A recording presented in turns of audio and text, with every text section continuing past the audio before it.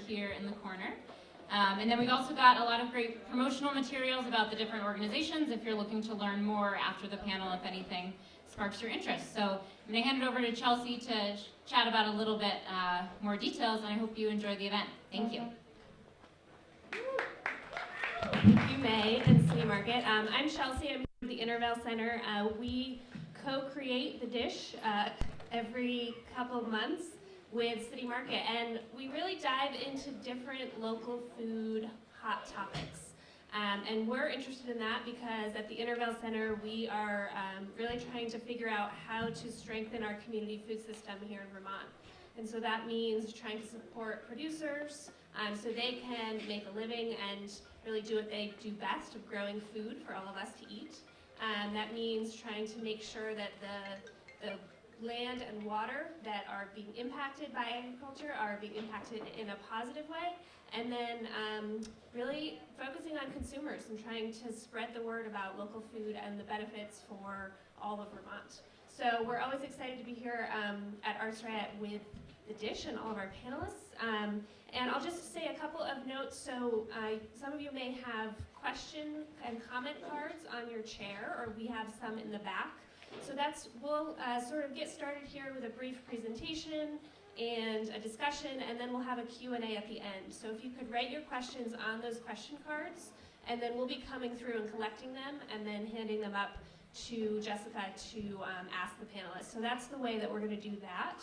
And then we'll just say we'll hope you join us for the next dish, which will be in February, topic TBD.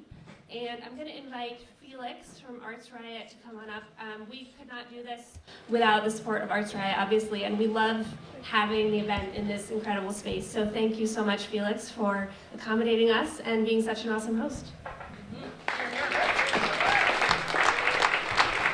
Hi everybody, welcome. For those of you, maybe it's your first time here. I'm Felix. I'm one of three now owners of Arts Riot. If you don't know, we just made our chef, George, a partner in this whole thing because he's doing a bang-up job in the kitchen. You should try some food. If you don't really know who we are, I know a lot of times Arts Riot just looks like booze, beer, and party, which a lot of that happens here, but if you didn't know, we actually founded this whole thing on a social mission, which was, we are here to destroy apathy. And what that means to us is that as long as you're doing no harm, we don't really care what you're into. We just think we would be in such a better community and better world if you're into anything. You know, I might not even agree with it, I might even like it, but we would be a better community if we were more active in there. And we want to do that with a party, some beer, some booze, and good times and that kind of thing. You can imagine it's a pretty squirrely mission. It was hard to figure it out. And actually the dish, I think we've been doing for 3 years now. So 3 years ago, we were 1 year old. And with this crazy, ambiguous mission, and having City Market and the Intervale, two very venerable organizations, be like, yeah, we'll partner with you and do stuff, really helped us figure out our voice. That we weren't just music and parties, but we could do events like this. And what we figured out, like events like this are harder and a lot more valuable. But I'm always grateful for Intervale and City Market to continue programming with us, to allow us to figure out who we are. And I'm always grateful for you because we're doing something right because you're here, I hope. And yeah, I look into the crowd and I see people I know, and it's like, wow, community, people I know, people are really interested in great topics. Life couldn't be any better, right? So, with that said, I want to give you a little more context that actually for today's topic, this mic is speeding back quite a bit, I'm going to back up a little more, that you are in a business that's been in the throes of wrestling with gender issues in a food-centric business. I'm proud to say that we've been thinking about this before the Harvey Weinstein thing. We've been thinking about it for 2 years. I make no promises about where we're at, but you are in a business that has more women working per day than men, but it's a predominantly male managed business. And that's probably wrong. And I say that knowing that I'm a cisgendered heterosexual man with a giant ego who owns his business, it's a problem that we cannot figure out on our own and trying. And I'm really proud to see that some of our staff are here to kind of learn. And I'm really looking forward to the panel and to a hive mind of great Burlington, Vermont people to dive right into a great topic. So thank you for bringing it. And thank you for being here. We can't do it without you.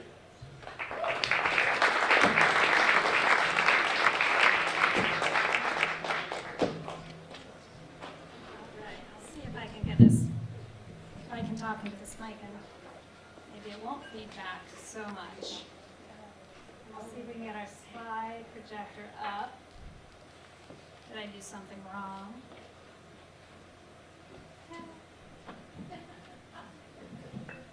It is sorta. All right. Hi everyone. Thanks so much to the Intervale Center, to City Market, and to Arts Riot for having us all here, and for allowing us at Change the Story to share a little bit of the work we do and help facilitate this conversation, such an important one. My name is Jessica Nordhaus. I work on an initiative called Change the Story Vermont, which is tasked with the very tiny job of advancing women's economic status in the state. We are a joint project of Vermont Works for Women, who's here tonight representing. It's nice to see you all. The Vermont Commission on Women and the Vermont Women's Fund, who has funded 3 years worth of work examining what the status of women is in Vermont and what we can do to help improve that status. So we are in our 3rd year, and we have spent the first 2 years, in fact, if you wouldn't mind changing the slide, you can see, we spent the first 2 years telling the story, because we realized we couldn't change it before we told it, and we found that we didn't really have good local data to describe what was going on for women here. And sometimes when the data was collected, it wasn't reported or it wasn't disaggregated by gender. So we've spent 2 years working on 4 reports, which you see up here on the screen, and there are paper copies here on the table. You should feel free to take a couple tonight, or you can find them on our website, changethestoryvt.org. Our fearless director, Tiff Bloomley, was just holding up a report. Hi, Tiff. All right. Next slide, please. So, this is a little bit, a very quick overview of what we've learned. There's lots more to be discovered. Basically what we know is that women participate in the labor force in Vermont at about the same rate as men. Is there a hum? Is it bothersome? Is this better? Can you hear me still? Yeah. Okay, great. So 66% of Vermont women work, and 75% work full-time. All the data you're going to see here tonight is Vermont specific, unless it's otherwise noted. And it's all as recent as we could make it. And we really looked at women's full-time work so that we could compare apples and apples. So there are some differences. If we go to the next slide. So there are some similarities, certainly, between men and women in the workforce, about the same average age, very similar educational backgrounds, similar marital status, a few percentage points different there, and about the same number of us working full-time have dependent children. But there are also some differences. On the next slide, you can see that women earn less than men do. And so when you look at full-time workers earning below $10.10 an hour and below the basic needs budget, the darker purple is a basic needs budget as defined by our Joint Fiscal Office. You see that 43% of women who work full-time in Vermont cannot meet basic needs as defined by our state government. Go ahead to the next slide, please.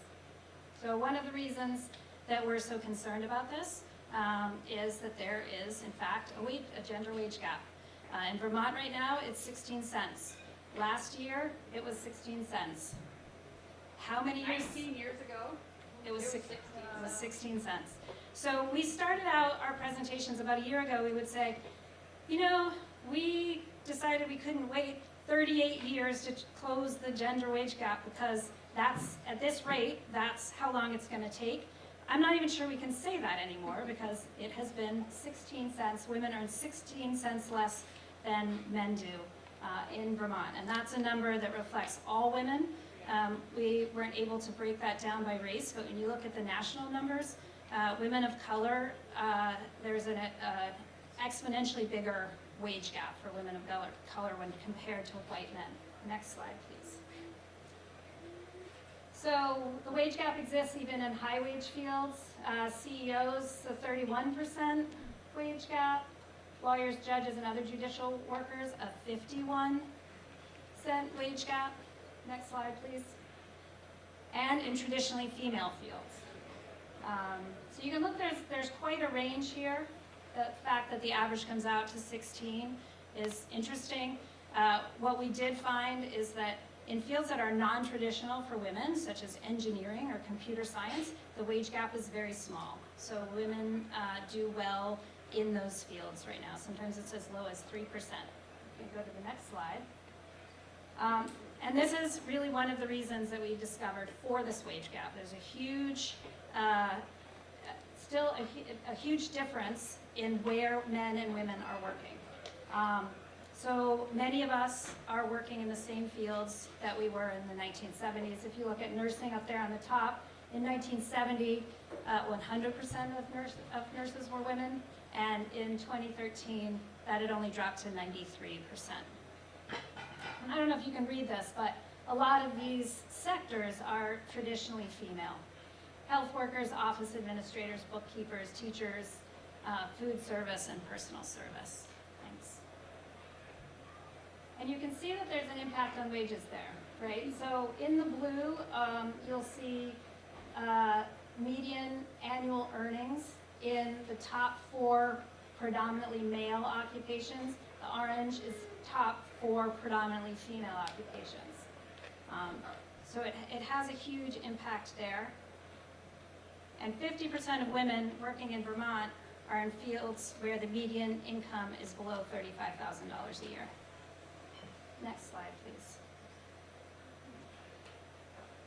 The pipeline isn't quite big enough to get us where we're going. If you think about, or if you make the assumption that maybe getting women into some of those non-traditional fields will make a difference. So this is a chart that shows the completion rates in high school tech and trade programs between 2009 and 2015. The purple is young women. We don't see a lot of young women enrolling in programs like manufacturing, information technology, architecture and construction. You'll see there are only 13% women in agriculture, food, and natural resources. Topical for tonight. Next slide. And then there's, of course, a huge impact of the wage gap on retirement. So right now, women are only drawing half of what men do in Social Security. And as our state ages, we're particularly concerned about what that means for a lot of us heading that way. Next slide. All right, this is a good one. So we spent quite a bit of time looking at women's business ownership as an opportunity for women to advance. And we discovered some interesting facts. Women own 1/3 of all privately held businesses in our state, and we contribute $2.2 billion in revenues to the state's economy every year and create 36,326 jobs. Next slide. So we see a lot of opportunity there. The bad news is that women-owned businesses make 19 cents in revenues on the dollar that their male counterparts do. And one of the reasons for that, several of the reasons are, we tend to own businesses that are smaller. We own fewer businesses. We own half the number of businesses that men do in the state. And we tend not to hire employees. But the opportunity side is huge for us. If we owned businesses at the same rate that men do, we would increase that revenue stream to $3.8 billion a year into the Vermont economy. If we owned businesses at the same rate as men, that would mean 10,500 new businesses. And if only 1 in 4 of every female business owner who currently doesn't have employees hired just 1 employee, that would create over 5,000 new jobs. Next slide, please. Our last report looked at women in positions of leadership. We felt this was important because often that positional leadership leads to economic gain, but it's also important in terms of setting a standard and creating a conversation and creating role models for young women, because we do believe that you can't be what you can't see. So in some areas, Vermont is doing pretty well in the leadership realm.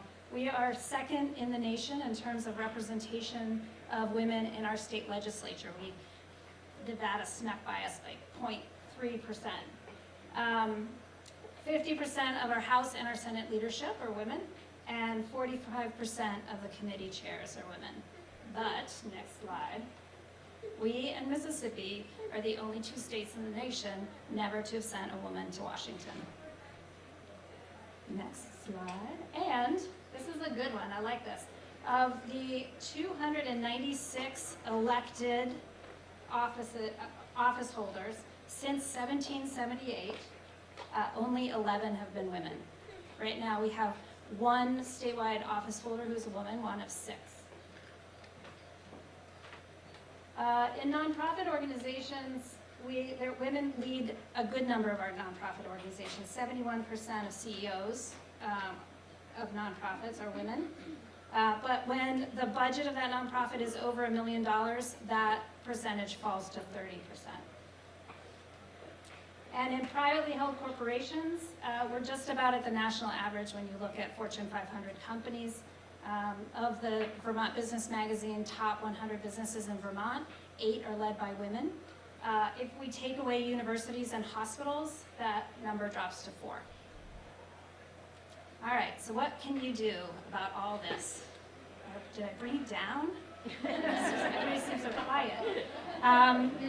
You can share the reports. We love having our data out there. It's why we collected it. We don't want it to gather dust. We would be happy to have you download them. On our website, we have some great downloadable slides. You can post, you can tweet, you can share. We would encourage you to ask her and ask him. This is an issue that we all need to be involved in. We believe that men being involved in gender equity is critical to create gender equity. You can tell your story, and that's the phase that we're moving into, is working toward telling some stories behind the data. We're collecting those now and trying to get them out. We're also working with employers.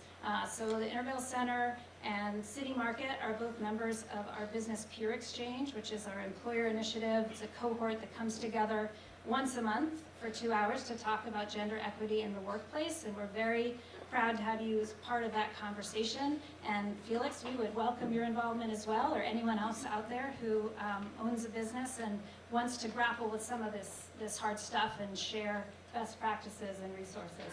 And of course, you can follow us. And then, if that's not enough things you can do, we have 15 more. And they're right on this table over here, because I don't expect you to read that, and I'm not going to read it to you. And again, yep, Tiff's holding it up. So we would be happy to have a conversation with any of you anytime. Tiff and I really like to go out for coffee, don't we, Tiff? We do. We do. And so call us up, drop us a note, tweet at us. We will get back in touch and share more of this data. All right, so we're done with that portion. And really excited to get on with what you came here for, which is to hear from, now this is off, do I go over here now? I'm okay? All right, to hear from our great panel. So what I would like to do is, I would like our panelists to introduce themselves, because they will do justice to this, and then we'll dive in. Does it sound good? Let's go right down the road. Yeah. Shall we be holding this? Yeah, let's take that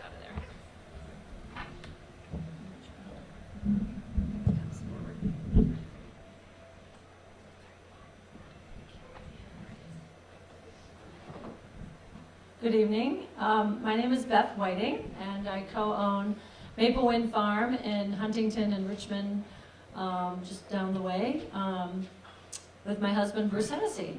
And we've been in business since 1999. If you're not aware of what we do, we have been a pasture-raised, diversified livestock operation. From the get-go, we raise grass-fed beef, pasture-raised pork, pasture-raised poultry, turkeys, layer hens, and organic vegetables. So we've got a lot on our plate. We love the diversified nature of the whole systems of the farm and moving animals around to nourish the soil, and we can only do that with a great hardworking bunch of people.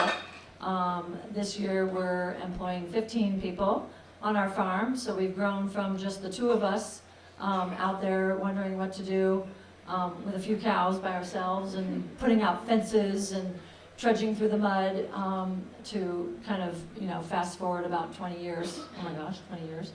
But I got to farming in a kind of a circuitous route. My background is mostly in art and business. I had a business when I was 12 years old, so I've kind of always had the entrepreneurial spirit. I did that. I followed my interest of furthering, how do I take this to the next level? So I went to college and got a BA in business administration, and then wanted to kind of see the world and climb some mountains, and ended up, again, the circuitous route back to farming. Enjoying some time out west and following my passion to kind of live in the woods a little bit and take children on outdoor education programs. I taught art. Then my husband and I, who was not my husband at the time, but he and I moved to the east and got our Masters of Education.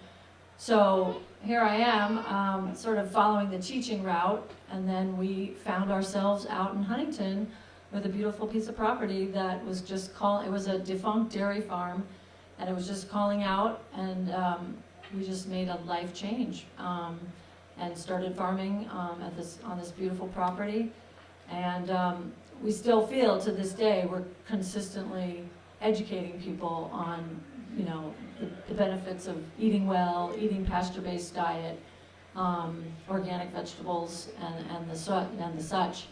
But we've always, he and I have done it together as a team, divided and conquered.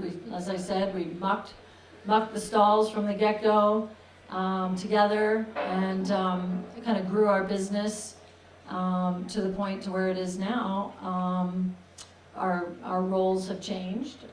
We may be talking about that, division of labor and gender roles, but that's kind of how I've gotten to where I am today. And I love what I do, and it's great to be in company of these strong, amazing women. So, take it away. Can you hear me? Hello? Captive audience. I'm usually hiding in a kitchen, so I'm a little nervous. My name's Kara Chikazola-Tobin. I have been a chef for, 18 years. They talk about women in this industry like, oh, it's just starting to happen. I've been here for 18 years. In the kitchen, cooking. So I started out kind of by accident. I didn't actually like cooking when I started at all. I do now a lot. But I am the chef, co-owner of Honey Road Restaurant in Burlington. We just opened 4 months ago. Thank you. It's been amazing. It's definitely been a learning experience, and I can't imagine doing anything else. I grew up in California. I lived in Vermont briefly a long time ago. fell in love with it. My husband's from here. We have a kid. My in-laws live here. Childcare is free when your in-laws want your kids, so that was huge. But I also fell in love with the community here. It's so awesome, and the way that I was welcomed in as a chef was amazing, and the support that we had opening the restaurant was just unbelievable. So, like I said, I have a kid. I have a 2-year-old. He's 2 and like 2 months old. Very opinionated. So yes, I'm a chef running a restaurant, and I have a 2-year-old. I don't sleep ever. But I can't imagine doing anything else. And I don't know about you, but after looking at these slides, even though I can't really see them, I'm kind of pissed. What are we going to do about this? Yeah, I think that this is such an amazing conversation to have, and I actually hope that someday we don't have to have this conversation anymore. Yeah, right? Like, it's a bummer that we have to do this to get there, but I think that someday we will. And someday, in my trade as a chef, I don't want to have a best female chef. I just want it to be best chef. And that's my goal, is to, in my industry, try to get to that place where we don't have to be separated out anymore. Because I don't think that that's fair. We can do just as much as the boys can. Being in this industry, I have seen girls cry and I have seen boys cry, many of them. And, there's nothing wrong with that, but it's hard. I think what we all do is hard, and it doesn't just have to be, a male-female situation. It's just, supporting each other. But with that being said, I think that this is important, and I think that someday, hopefully, we don't have to do this anymore, and it's just going to be that we're all just people doing something amazing. So. And if the cooking doesn't work out, I think you have a career in stand-up, so. Heather, how are you doing? All right, I'm Heather Newcomb. I work at Vermont Works for Women, and I'm a program manager there for women. I've worked there about 3 years, and my own life journey is what brought me to this work. I am a woman who lived in poverty. I have a history of being in corrections and substance abuse. And I really used my own life to guide my work, and now I work with women who have employment barriers. And I think food is a great vehicle for healing women with trauma. And those are the types of programs that I design at Vermont Works for Women.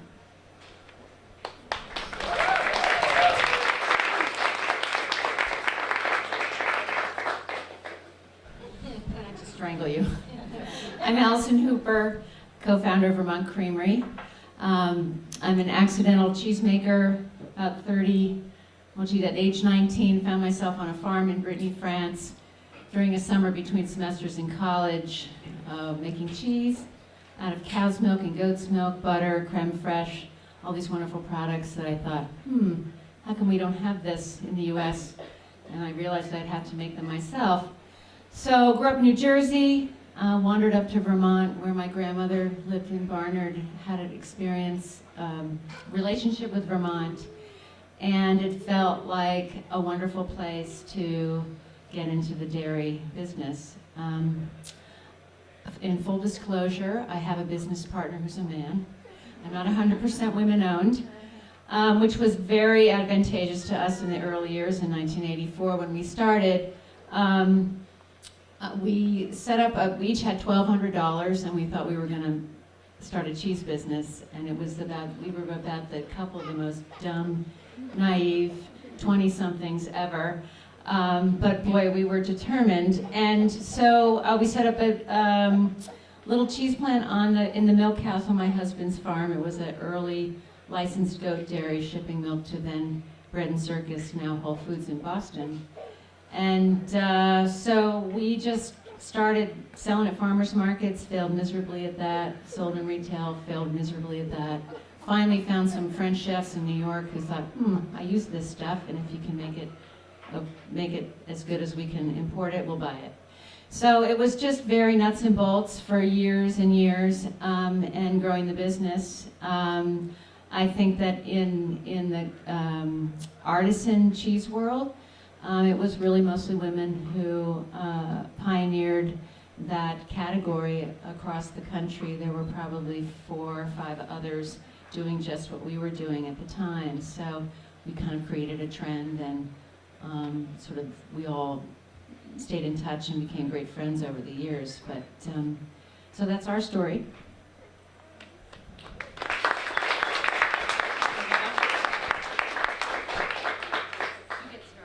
Hi, everybody. I'm Enid Wanacott from NOFA, Vermont, which stands for the Northeast Organic Farming Association of Vermont. I kind of feel like a rock star up here, don't you? Like the lights. I feel like I should be singing. Okay, all right, I'll stop. I actually grew up down the road in Middlebury, and actually Weybridge, if anybody's heard of Weybridge. And I actually, grew up milking cows before I went to school every morning. We had a homestead. My dad died when I was young, and my mom was the dean of students at Middlebury College, and I sold butter and things like that. So it's funny, and fell in love with large animals, as I think a lot of teenagers do who are seeking friends. So I fell in love with cows and decided I really wanted to be a large animal vet, because there was nothing, I couldn't imagine living my life without large animals. And so I applied to vet school and also applied for something called a Watson Fellowship. I received the Watson Fellowship. It's founded by Thomas Watson, who actually founded IBM. And 70 people in the country a year receive this to live their dream, essentially. And I received this fellowship to study the feasibility of organic agricultural systems around the world. So the year after college, I pulled my vet applications from Cornell and went to New Zealand and Nepal and Norway and Wales, and spent 2 years realizing that this is the way agriculture should be. And why is the world not farming this way? And that's been the question I've been seeking to answer for a long time. And I happened to get a summer job doing certification visits on farms. And at a time in 1987 when NOFA was kind of at a lull, I think it was the .com and technology biz and the back to land movement had come and gone. And even though NOFA was founded in 1971, in the middle 80s, it was at a low point. So the people that hired me said, well, you kind of seem to like this work. We're looking for an executive director, 10 hours a month. Maybe you should take that. So honestly, I still have the milk crate that NOFA was given to me in. It was a handwritten database. And now we have 20 full-time employees, and the reason I have worked there for 30 years is because we have such a flexible workspace. We allow remote work, we allow babies at the office. I raised my children at NOFA. We actually had a discussion today. We do have two of the 20 staff are men. And we now have a pact that we will interview every single male applicant who applies for any job. And we really try to hire men. Have not been very successful, but we did have a conversation today about, what is it worth to you to work at NOFA with the, knowing that nonprofit salaries are lower than other jobs you could get. How much is it worth it for you to have a job that has that flexibility where you can, like when the power outage last week, every single one of our staff was the one that were home with their kids when their kids school was closed. And they all said between $10,000 and $20,000 a year, it was worth it to them. They would take that much of a salary reduction to be able to have that flex. So that's why I think I have lasted for so long, is because I could do all those things and coach sports and be a leader. I was not a leader trained to be, but here I am 30 years later.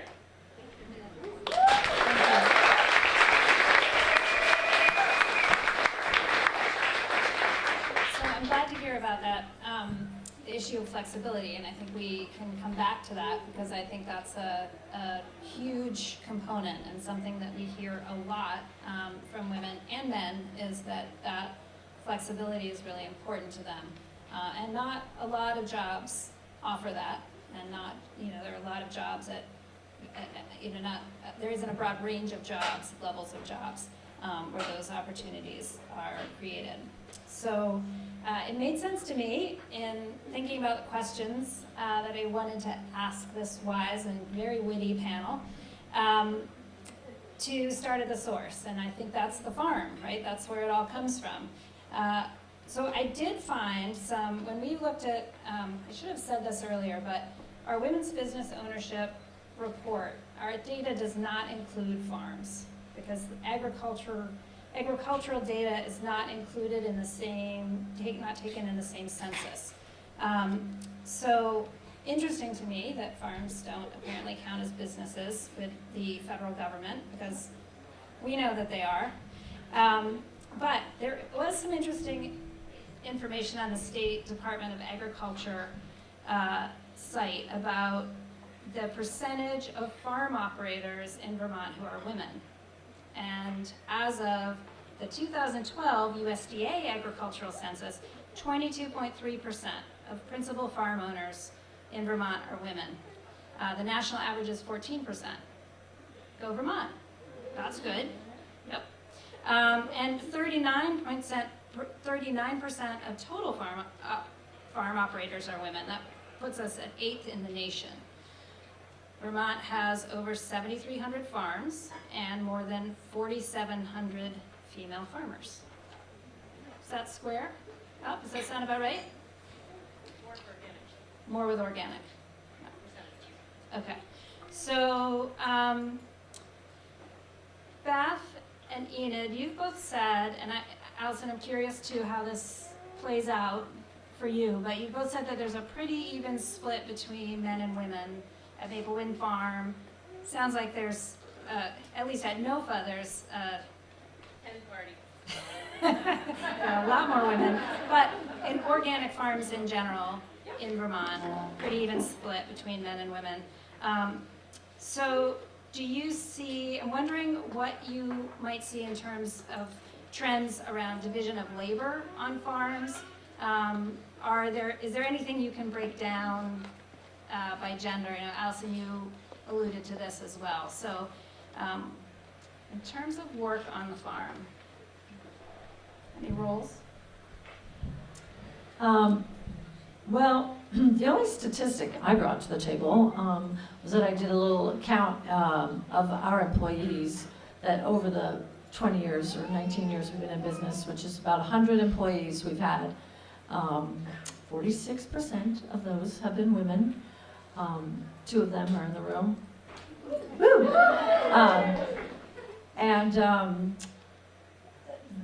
The division of labor at our farm is such that we have so many enterprises, as I had mentioned to you, that many of the people that we hire are coming to our farm because it's attractive, because they can be a generalist and learn livestock husbandry and work on farms. The only thing that's a little more specifically trained, and we have both women and men in these roles, but we have I didn't mention this, but we have a USDA poultry processing plant, one of the only ones in New England. So again, we're wearing a hat of being a processor as well as a farm owner.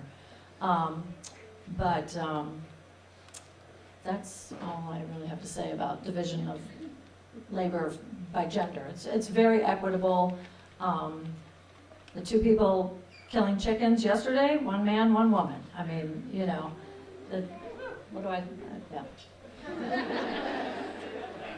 And I would just add that the last time we measured this, over 50% of the organic farmers in Vermont are women. And I know that Abby asked me why that is. And the interesting thing about Vermont is there's a strong economy, local foods economy, of course, and we're seeing a lot of beginning farmers come to Vermont to farm. And there's a strong National Young Farmer Coalition, there's a strong Vermont Young Farmer Coalition, and it's really exciting to see a lot of energy. Of course, we also see, a lot of older farmers also are women. And I know I don't know if there's a clear breakdown. I do, when I think of someone like Jack Laser and Ann Laser, like Jack loves machinery and loves to drive the tractors, and Ann really has always managed the livestock and has been more of the animal steward, whereas Jack's been more of the land steward. So when I was thinking about individual examples, I would say that's fairly true. But I don't know, the genetics of men and machines, but there's some strong gene there. So I don't, I think it's it's what it is. It's a natural division, and even in my household. And Allison, what about your roles? You said you had a male business partner. Yeah. Yeah, have you? Well, our roles were distinct, not so much because of gender, but because of skills and interest. Bob was really managed all the finance and operations of the business, and I was the product person for many years and worked with the farmers, all those farmer relationships, and then became more involved in sales as spokesperson for the product. So, we just had a propensity for different things, and I don't think it had much to do with gender. I think that on the question of at the farm, that's also a generational shift. When you look at, I think even the average farmer in Vermont is probably, 65? And so you have this transition to the next generation. Both sons and daughters really don't want to take over the farm when they see what their parents have gone through. But in the goat world, it's a little different. I think that because historically in the U.S., the goat cheese, goat husbandry has been predominantly a female activity. And I think it has a lot to do with these animals that are small ruminants. They are, when you're in a barn with a Holstein cow and you get kicked by a cow, it doesn't feel good. So whether you're male or female, but that has been a trend all along, and certainly on our farm, the women are the herd managers. They're doing all the veterinary work, and the men are out on the tractor cutting alfalfa. So yeah, there's sort of a natural thing there. Yeah. I think there's a lot said across the country about the demise of the family farm, the small family farm. Is that a trend that you see playing out here in Vermont, with the average age of Vermont farmers being in their mid-60s? What does that mean for succession and where we go from here? We actually had a really incredible succession gathering late this spring, and this was, there are a lot of kind of pioneer organic farmers who are about to transition, and about half of them had their children who were taking over the farm, and as I said, there's so much interest from young farmers in starting farming, which is incredible, and I would say Vermont's got to be a little bit different than other states as far as family farms. And it's interesting, I did bring this Christian Science Monitor magazine, which is, this whole focus is on family farmers, and this quote is, "These women are the faces of the farms, and they're totally blowing the top off what farming is." And it's the story of, a young woman who's now farming with her father, and she says, he's great at driving the tractor and he'll be out there all day, but you're never going to find him Instagramming, and marketing is what's going to save the small family farm.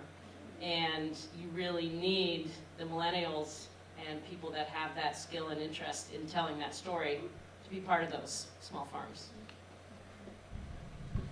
Beth, you have raised a family on a farm, haven't you? Definitely, from the Bambino in the front pack, picking vegetables and taking care of the cows and the chickens. My children are 13 and 15 now. If they can stay far away from the farm at this point in time as teens, they do.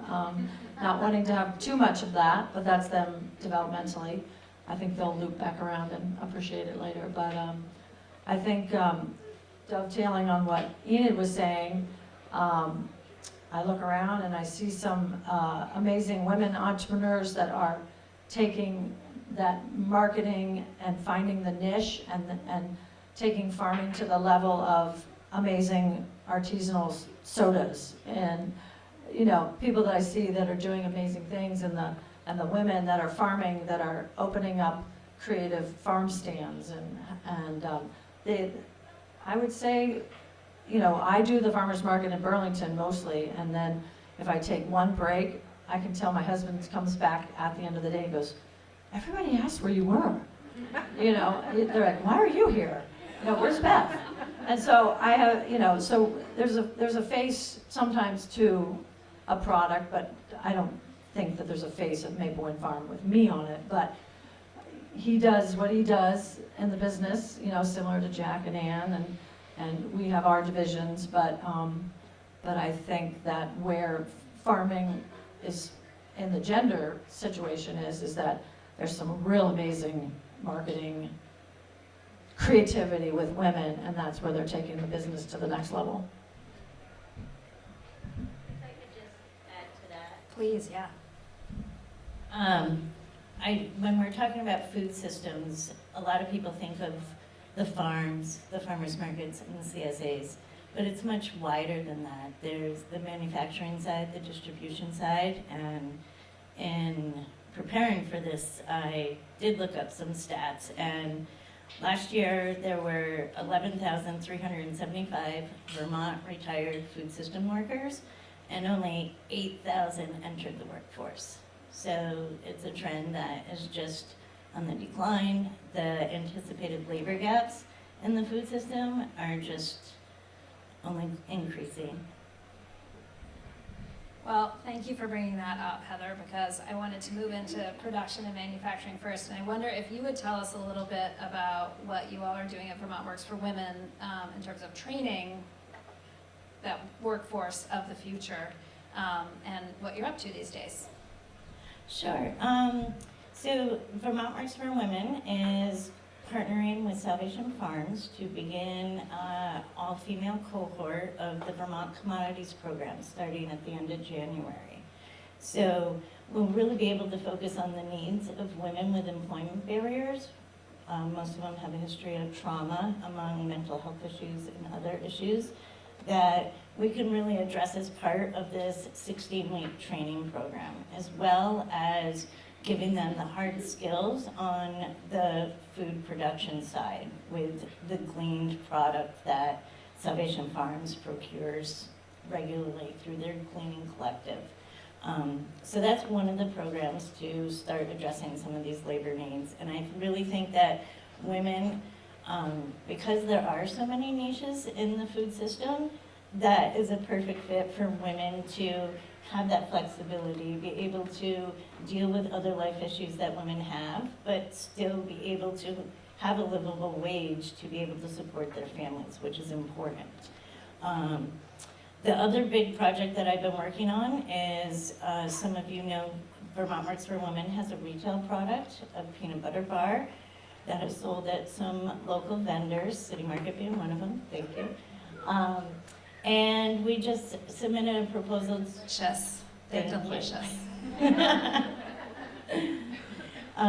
We submitted a proposal to coordinate with Department of Corrections to start working with the women who are in jail in South Burlington to start producing the bars there. And I really want to, I have a 8-week curriculum that's designed to really teach them not only the food production side, but the small business side of it as well.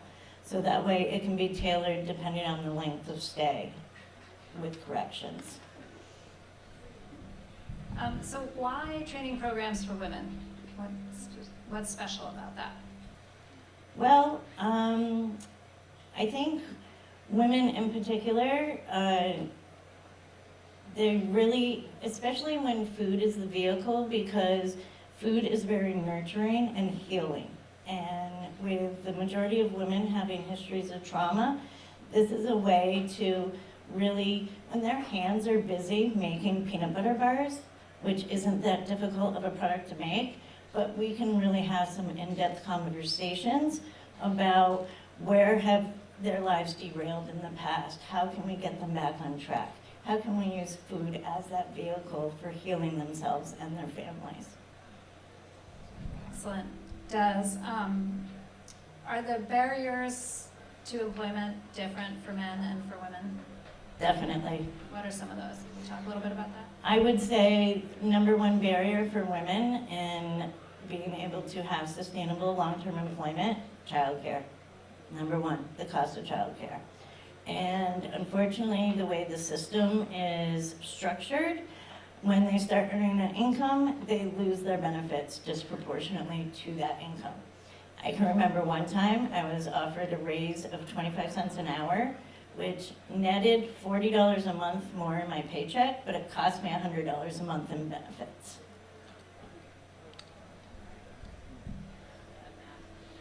Yeah, that is some bad math. To fix that. So you really should try the peanut butter bars if you haven't. They're really good. Okay, run to City Market. They're open till 11. I'm in trouble with this. Kara, you're producing food like one plate at a time, or 285 plates at a time, or 700 and Turn this on. oh, you're on. So many plates. So many. So many plates. So I dug up a little national information about restaurant workers. And what we know is that in 2017, 52% of all restaurant workers were women. 71% of servers nationwide are women. 41% of fine dining bartenders are women, although it's only 55% in family-style restaurants, where presumably the earnings are lower. And only 19% of chefs are women. Does that Are resonate you sure with you? about that? No? I know there's a lot of women chefs. I don't know. I mean, I wonder where that information comes from, but this is The part of National like. Restaurant Association. I don't know those people. I don't know who they're counting as a I don't know chef. those people. All right, let's forget all that. Well, the What's your reason- experience the- in Vermont and, Yeah. and elsewhere, regionally, nationally, about where women work in the restaurant industry? How's that for an open-ended question? How long do you guys have? So, not that long. My last job, I worked at a restaurant in Cambridge, Massachusetts called Oleana. It was, the chef there was a woman. She helped, sort of bring up and then float another women chef who opened a restaurant called Sarma. Her best friend is Barbara Lynch, who owns like, I don't know, 1 million restaurants in Boston. You have Joanne Chang down there, you've got Lydia Bastianich, you've got Lydia Shire, you've got Joanne, did I say Joanne Chang already? Anyway, so many women, and that's just Boston. So then, going nationally, nationwide, there's a lot of women chefs. That's why, the thing about women is that we don't love to, so I'm not looking at you guys because I'm nervous, and like we don't love to be in these sort of situations naturally. We like to sort of like be taking care of everyone sort of behind closed doors, which is weird because then you would think that being a chef would be natural because you're hidden in a kitchen. My experience in Vermont so far is that I have met a handful of women chefs who almost have come and found me because there's not a lot here, and there's not actually a lot of restaurants in the state of Vermont either, and Vermont is very small, so it's kind of hard to judge that, right? But my experience as a chef in the industry, when I started 17 years ago, was very different. being or 18 years ago, being a 17-year-old girl in a kitchen that was all men, it was hard. I mean, I'm a tall, big person, and so, I definitely didn't feel the brunt of it, but I still felt it, and a lot of that has changed. A lot of people have, in small ways, figured out that, like, hey, this doesn't actually help make your restaurant better to treat people like crap, to treat women badly. It actually helps when you inspire them. And so this generation of chefs now, men and women, have started doing it differently and trying to inspire and treat people better and do more community outreach and things like that. Has it changed? No. There's still a lot of men out there that are still treating women badly in the kitchen, still discriminating, still women still have a hard time in this industry. What I found the most, the way in which I have been affected the most in this industry actually had nothing to do with my skill, my ability to work hard, my creativity. That was not it. What actually ended up being the thing that surprised me the most was when I had a kid. Like, all of a sudden they were like, you birthed a child. Something has changed. And like, it did, like before I got pregnant, it was like, are you gonna have a kid? And I'm like, yeah, maybe. And then I had a kid, then I got pregnant, they're like, so you're pregnant, now what are you gonna do? I'm like, well, I'm gonna keep working, because that's what I'm gonna do. And then I had the kid, and then they were like, now what are you gonna do? And I'm like, this is a saga that is just like captivating. I don't know, what should I do? I kept, like, every step of the way, it was like, what are you gonna do? And like, you know what I did? I opened my own restaurant, and I did it. I did it with a child, like, either strapped to me or at home, being watched by my family, being watched by my community. I did it because that's what I wanted to do, and because a kid wasn't gonna hold me back. And that is what, it was almost like, okay, fine, you're gonna ask me what I'm gonna do when I have a kid? This is what I'm gonna do. You know what? So, but I was still surprised that that was like such an issue. It wasn't like, can you lift that heavy pot? It was this. And so, I think this is where, for my industry, this is what's gonna have to change, is the way that we treat women that do wanna have families. And that do want to have these sort of positions, be in a kitchen. I mean, I don't discriminate in the kitchen. Why? Because there's not that many people that want to be cooks, because it sucks. Because it's hot, and you work long hours, and whatever's happening right there, it's awesome, and I love it, but it's hard, and you have to be a certain kind of person to work in a kitchen. And so if you are a man, a woman, like a monkey, I don't care, whoever you are, like, if you can cut onions, like, awesome, come on in. That's not where, that's why I don't understand when people are like, I don't hire women. Like, are you short-staffed? I bet you are. Yeah, that's kind of, did I even answer the question? That's kind of how I see the industry going and changing and all that. You answered the question and gave us a little extra too. That's good. I think it's curious to me because I wonder how many men get asked that question about, you're gonna have a baby. Like, none. Right? I mean, they do. Like, so you imagine like a chef in the kitchen. He's like, my wife is expecting, or we're adopting a child, or whatever. And they're like, that's awesome, man. Let's go have some beers, cake. It's next day, go to work. Like, there's nothing.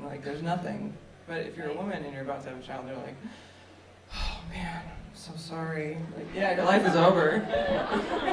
Right, so here we have an issue though, because we do also know that a lot of care providing responsibilities fall to women, either for parents or family members, for children, and we do know that that's one of the big barriers to employment for women, and I have to say for men. There are a lot of men out there who are looking for work that helps them accommodate some of the other responsibilities in their lives. So really, changing that whole system will benefit us all. Can I say one thing on that? It was Yes. easier to open a restaurant than it is to find childcare in this state. Like, I'm still looking. and I've been here for a year. Well, you have an audience here, so. Any Anyone looking babysitters for out work there? in Please leave childcare? your name and number at the door. All right, so I actually have a question about, Wait till you have to do the subsidy system and figure out the stars. The stars, don't get me started. owning a business. So one of the reasons that women have a hard time starting and then growing businesses is access to capital is much more difficult for women than it is for men. So I'm curious, for those of you who have set out on your own and started and grown successful businesses, has that been an issue for you? Is that a challenge you've run into, and how did you get around that? Well, access to capital was difficult no matter who you are. So, in our business, but I'm certain that we wouldn't have gotten the loans that we had I been the one walking into the bank and telling them that, yeah, we're going to make goat cheese. And they're like, well, who eats that? Well, nobody, but they're gonna. And they say, well, where are you going to get the milk? I'm like, oh, don't worry, people will make that, you know. So we were doing something that was there was no date on it, there was no market, there was nothing. And it's very hard to get a banker to take you seriously with that. So I was extraordinarily lucky. Bob and I, we said, okay, we're going to start this business. Okay, Allison, you be CEO and I'll be president, because if you're CEO, you'll be a woman-owned business and we'll get a loan from the SBA. Okay, that works, you know.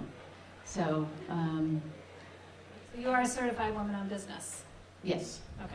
And Well, that- not anymore, but we're You were. certified farmer-owned business. But But that was an intentional yes, decision? yeah. And Yeah, it we worked. we would do anything to get a loan. I mean, you know, make me a CEO, like that would be like desperate. So, Who do you, Kara?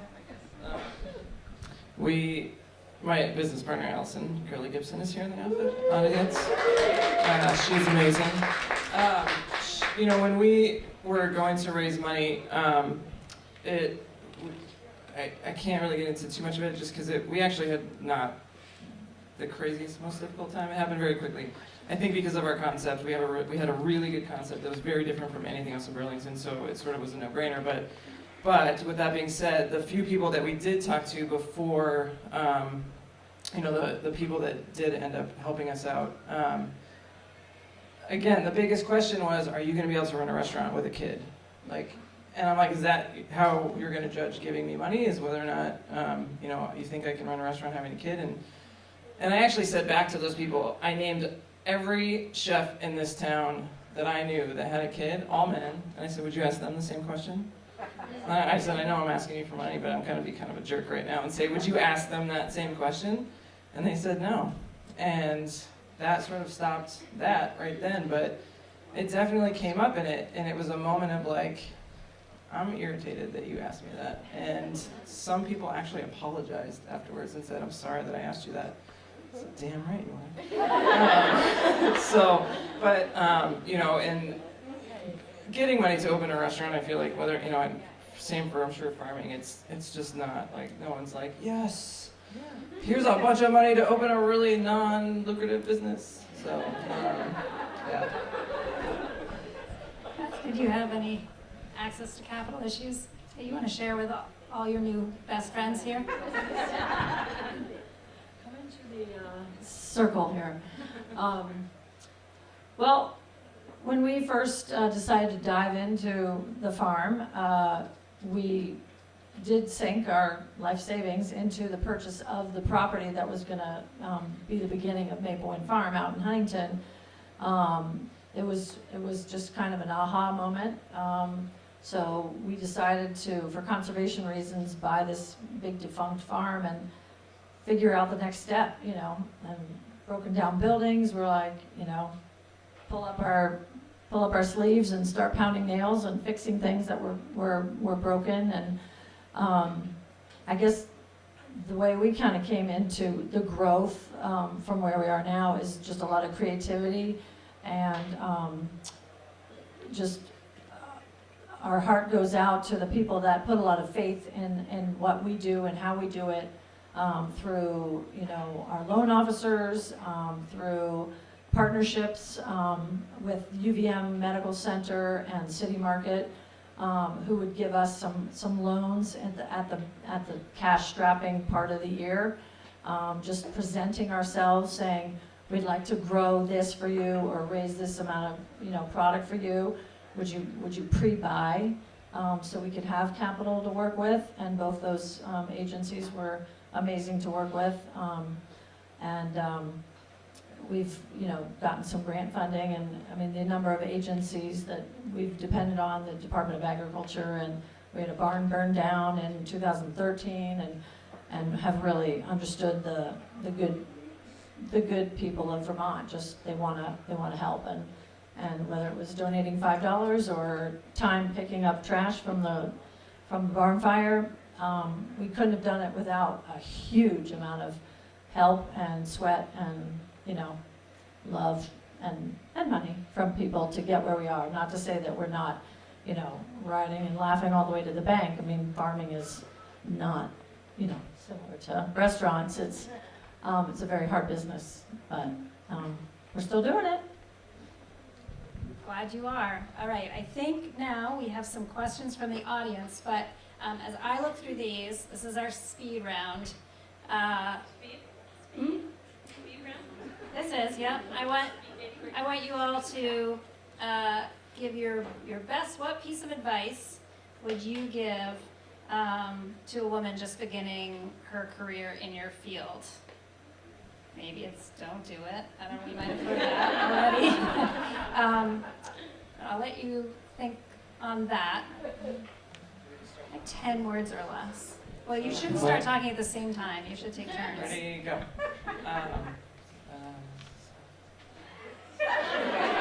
I'll start. Just go for it. Put yourself out there. Right, that's exactly right. So I would say, if I could do it all over again, I would have been much more forthcoming about making sure, well, I was very good at being the dumbest person in the room, but making it, sort of embracing that and celebrating that, and making yourself very vulnerable and asking all kinds of questions and asking for help, because what that does is it really elicits a great response from people. They want to help you, and that's certainly what I tell my kids who are starting out in business. You know, don't try to feign like expertise in financial literacy. You didn't get an MBA. Just ask the questions what all these things are, and people respect that, and I think it's a very important skill to develop. Yeah, I would say being, you know, answering it as a nonprofit leader, I wouldn't advertise, you know, getting a master's in nonprofit management. I think so much of my work is HR and people management and creating a team. And, you know, my 15 years coaching high school sports has been more valuable than any class. And so I think so much of it is, you know, care about people and learn how to be a people leader. And a lot of, you know, a good way to lead is to be a good follower. I'm just going to jump in. I would say be that next step. I think that's it. Be that next step. Make it so we don't have to have this conversation anymore. Just be the best at whatever you're going to do. Say, I want to do this, and do it. Don't let anything hold you back. Don't let, you know, what you look like, how you feel, what, you know, whatever. Just be the best. Do what you want to do. And let's not have this conversation anymore. I think I would say get in the mindset that your barriers are opportunities, because there are going to be so many barriers, and if you don't view them as opportunities, they'll destroy your motivation and your perseverance. I just wanted to add on to something you said, Ina, because Vermont Farm to Plate recently had a network gathering last month, and one of the key takeaways was having that deeper connectivity between employers and employees within the food systems, as well as in alignment with statewide workforce development system. So people are hearing that.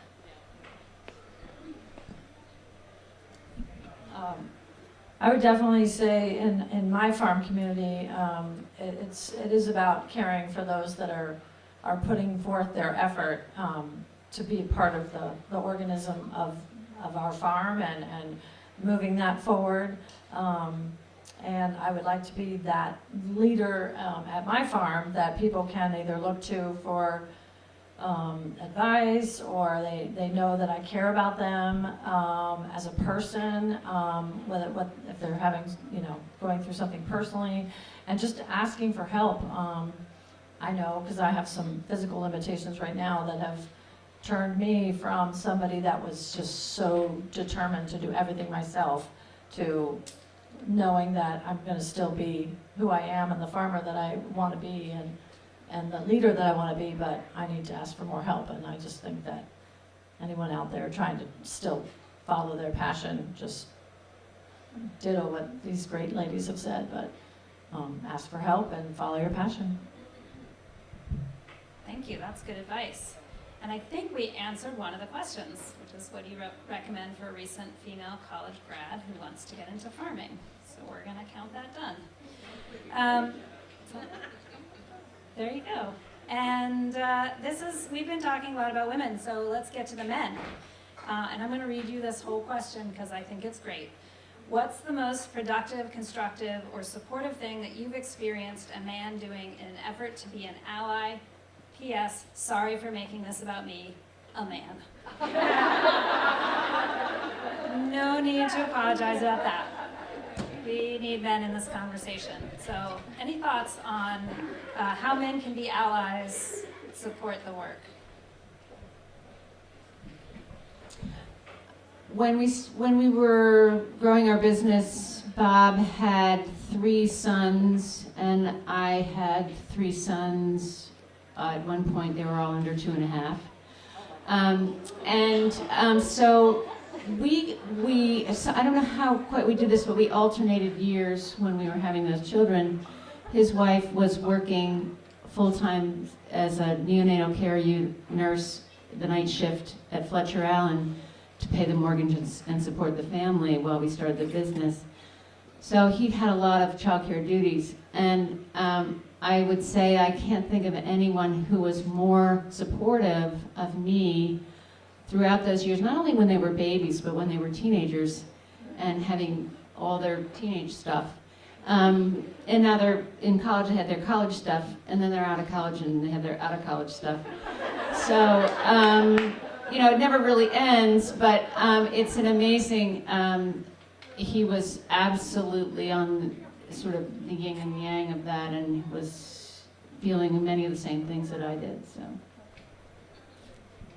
When I heard you ask that question, a man jumped into my head whose name is David Berg, and he worked for the Social Responsible Banking Fund, and it has to do with the capital question, because I was brought in to be on this bank board because they were trying to, I know nothing about finance, but they found that so many of their loan officers knew nothing about agriculture and couldn't make these kinds of decisions about you coming in to say, I want to make cheese. And so he was the person who taught me to, and brought me to a meeting with a donor who really cared about agriculture and wanted to give us money to create a loss reserve for our loan fund that NOFA has. And it was really incredible to have this entree into that whole world of capital, which I don't know if I would have had that, and I really thank him, and it's made me realize that there are a lot of people in this world that have a lot of money and they want to do good things with it, and you just have to ask. I mean, it's always seemed like this big mystery to me, and really, there is a lot of money out there, and that was a really important lesson.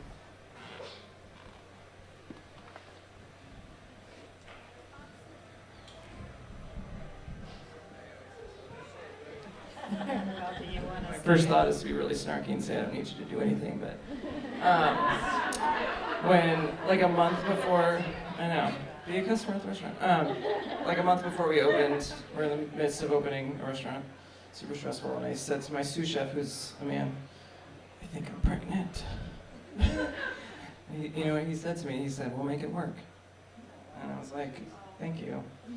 And, you know, that support was like, instead of being like, man, like, what are you gonna do about it?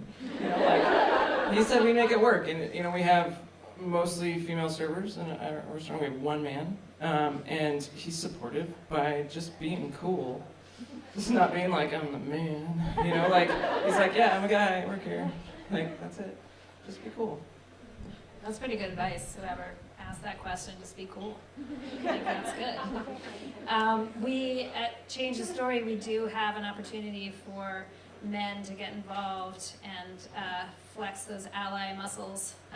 We have launched a little bit of a project called Male Champions for Change, and if you want to hear more about that, guess where you can go?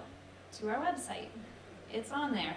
And we are hoping to have some opportunities coming up really soon for men and women to be ambassadors to help us change the story. How about this question? Is there a list of Vermont women-owned restaurants, farms, or food producers so we can support them? Good idea. It is a good idea. Does anyone know? I don't know. Maybe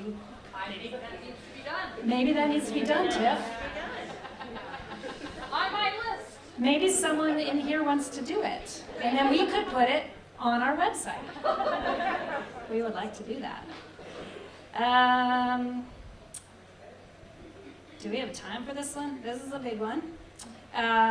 What advice do you have for young women to react to sexual harassment?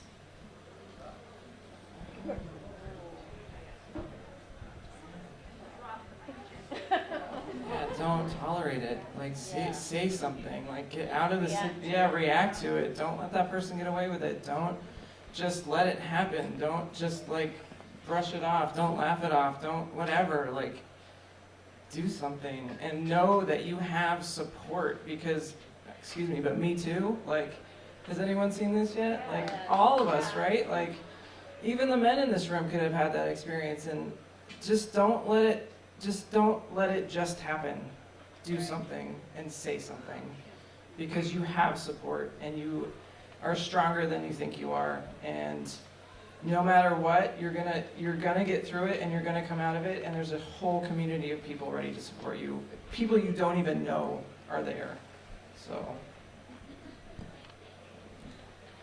I think also it's really an imperative to have training in all of our businesses and workplaces around this, so that there's a sort of there's a process and a norm, and everybody understands what it is, and that it's okay to speak out about it.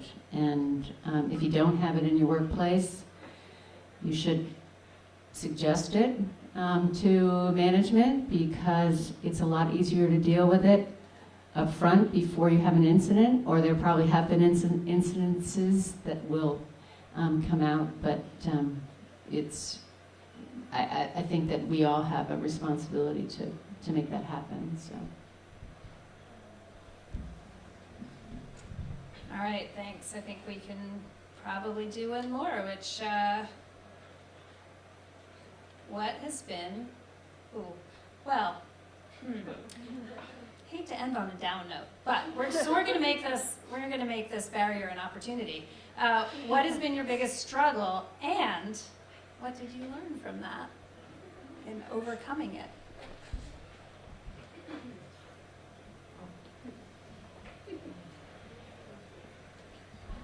I stumped them. I just hate to keep talking about this kid thing.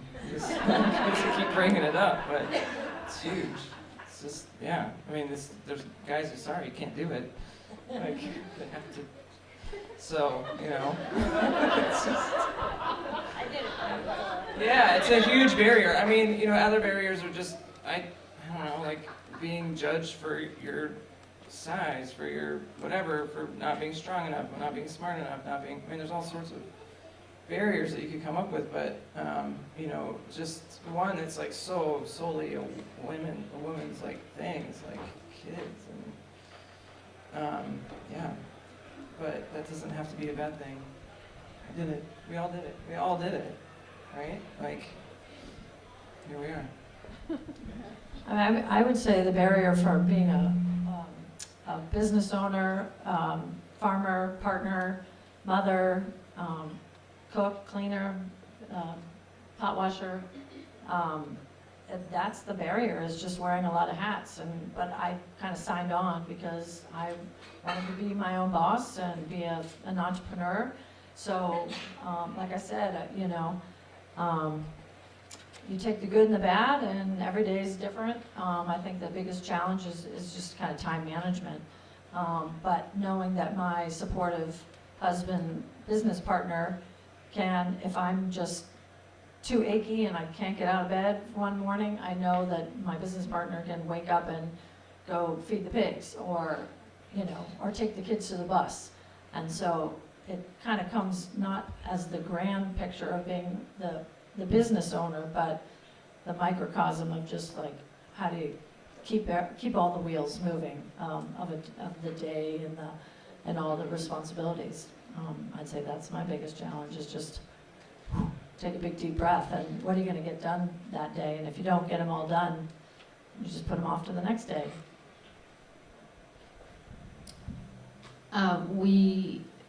Balancing work and family, you always feel like you're doing the other thing poorly, so you never really feel like you do anything particularly well. So I think that sort of trying to embrace that and like embrace the chaos. You know, you can't really fix it. You got to just live with it and be present. And that's, you know, practicing being present is a difficult thing to do if if you're talking to yourself when your kids are saying to you, "Who are you talking to, Mom?" It's like, oh, you know.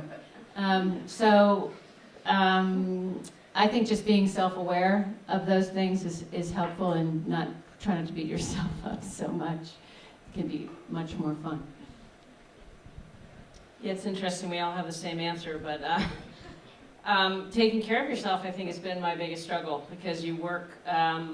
You know, I used to take care of the kids all day, and I work at night, and you know, I don't think that contributed to my health. I did get cancer 2 years ago, and it's made me realize that I need to be a good leader. I need to be healthy and take care of myself, and that's been really helpful to me, communicating that to my staff. And I think for us to be really good in this workforce, we have to be healthy, and you have to prioritize taking care of yourself. I would also say, you know, self-care and time management have been lessons that I've learned along the way, and still trying to learn better coping strategies, but not letting my past define me. Wow. Well, thank you all. What an amazing evening of conversation. I really appreciate you sharing your insights with us, and let's give them a round of applause.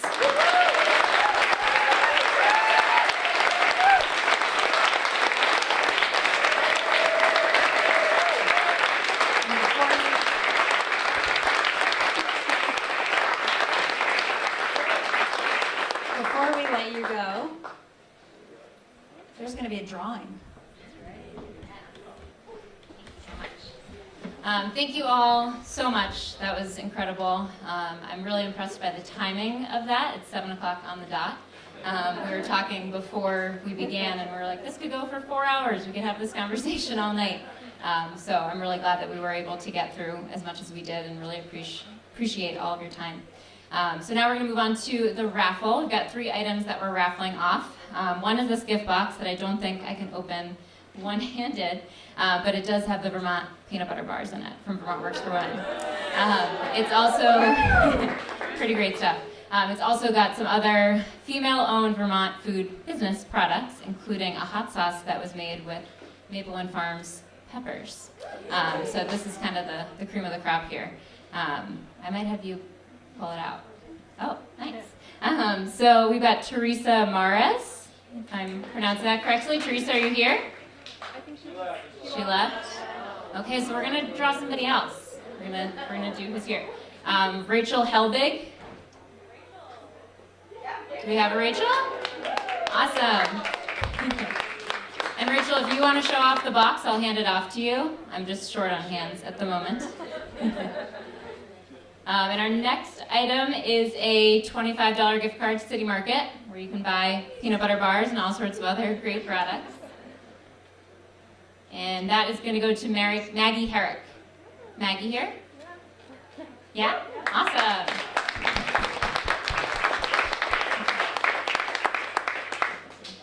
And our final raffle prize is a collaboration t-shirt that we put on with the Intervale Center and an artist whose name is escaping me. But all the proceeds go to the Intervale Center to support their work.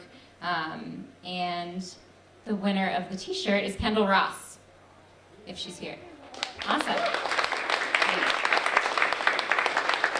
So thank you all so much, and thank you for everyone who submitted questions. It was hard to pull out. There were so many great ways to continue the conversation. One other piece that I do want to mention is that Arts Riot offers a 20% off coupon starting tonight. There, I'll show you here. We've got them at the front table, and it's good for a whole week. So if you grab one of these and you want to come back and have a meal, you'll get 20% off, which is pretty great. They've got some delicious food, and they're serving this evening in the room adjoining us. So enjoy the rest of your night. Thank you so much to everyone who participated, and thank you for coming out. This is great to see such a great turnout. Thank you.